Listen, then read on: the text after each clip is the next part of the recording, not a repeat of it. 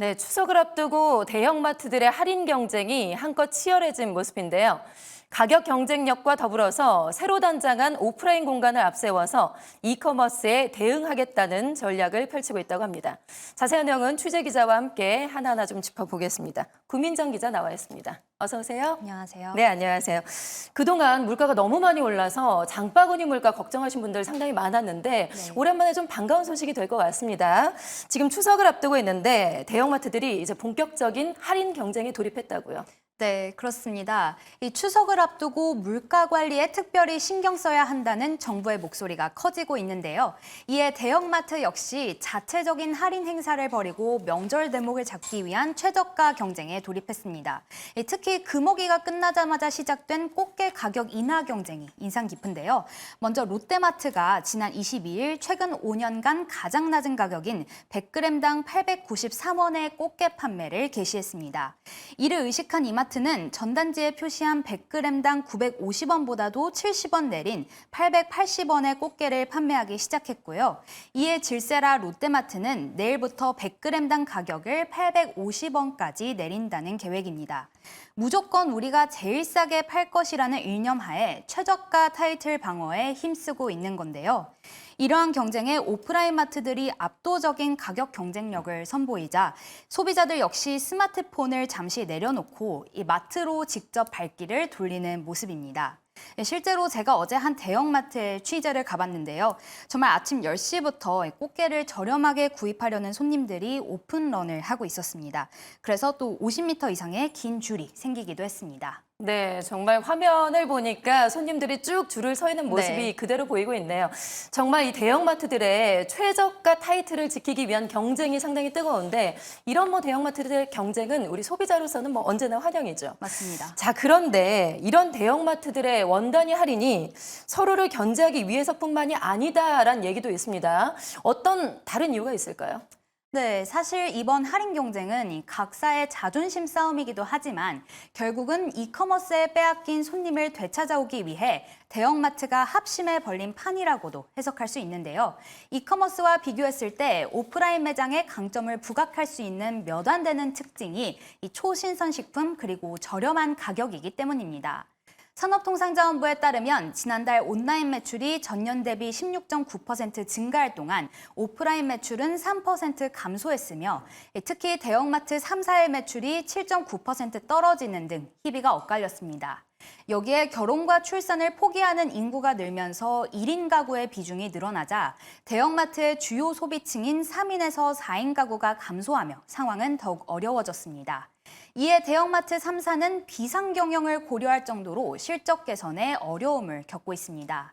이마트의 2분기 별도 기준 매출 중 할인점, 즉 대형마트의 매출은 2조 7,555억 원으로 전년 대비 3.7% 줄었으며 영업 손실은 50억 원 늘어난 547억 원을 기록하며 수익성이 악화했습니다. 롯데마트 역시 올 2분기 매출이 1조 4,676억 원으로 전년 동기 대비 6.5% 감소했으며 32억 원이던 영업 손실은 162억 원으로 늘어났습니다. 그리고 홈플러스 역시 3년 연속 적자를 기록 중입니다. 네, 그러니까 쿠팡 같은 이커머스에게 고객을 뺏긴 마트 3사가 그야말로 살아남기 위해서 생존 전략으로 지금 이렇게 할 수밖에 없다라는 거군요. 그리고 지금 최근에 마트들이 기존의 점포를 리뉴얼했다라고 들었는데 뭔가 좀 차별화된 뭔가 다른 점을 오프라인 쇼핑 경험을 통해서 제공하기 위해서 힘을 쓰고 있다고요. 네, 이 마트들이 신규 점포 출점보다는 기존 매장을 재단장하는 방법으로 오프라인 쇼핑의 즐거움을 강조하고 나섰습니다. 새 단장을 할 때는 오프라인의 강점을 최대한 살려 머물고 싶은 공간을 만들고 동시에 신선식품을 강화하는 모습인데요. 이마트는 이 두 마리 토끼를 모두 잡기 위해 기존 이마트 죽전점에 스타필드의 DNA를 입혀 스타필드 마켓을 탄생시켰습니다. 매일 1시간의 여유, 우리 동네 소셜클럽이라는 콘셉트 아래 장보기가 휴식이 되는 경험을 추구한다고 합니다. 이에 1층 핵심 공간에 판매 시설을 들이는 것을 과감히 포기하고 북그라운드 등 특화 공간으로 재구성했는데요. 관계자 설명 들어보시겠습니다.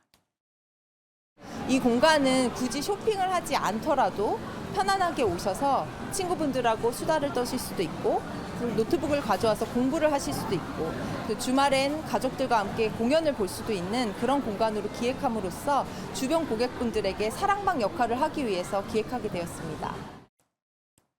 네, 또 직영 매장을 40%로 줄이는 대신 임대 매장을 70%까지 확대해 식음료, 패션, 라이프스타일 등 다양한 분야의 유명 브랜드가 최대한으로 입점할 수 있도록 했습니다. 마트의 축산과 회매대는 각각 33m와 15m의 길이로 이마트 최대 규모의 신선식품 코너가 탄생했습니다. 이마트는 스타필드 마켓 1호점의 성과를 바탕으로 향후 대형점을 중심으로 기존 점포를 전환할 계획입니다. 네, 단순히 마트가 아니라 사랑방이다라고 이렇게 표현을 했어요. 네. 그러니까 소비자들이 마트에 와서 굳이 지갑을 열지 않아도 친구들과 오랫동안 머물 수 있게 만들겠다. 이런 전략인 것 같습니다. 자, 앞서서 이마트는 스타필드 마켓을 선보였다고 했는데 다른 마트들은 또 어떤 전략이 있을까요? 네, 이마트와 마찬가지로 다른 마트에도 신선식품을 강화하려는 움직임이 커지고 있습니다. 롯데마트는 지난해 말 서울 은평구에 매장 면적의 90%를 식료품으로 채운 그란 그로서리를 개점했습니다. 보통 대형마트의 식품 비중이 50%에서 60% 정도인 것을 고려하면 확실히 식품으로 승부수를 띄웠다고 볼 수 있는데요. 홈플러스 역시 22년부터 메가푸드마켓이라는 이름의 식품 강화 매장을 운영 중이며 현재 130여 개 점포 가운데 30호점까지 전환한 상황입니다.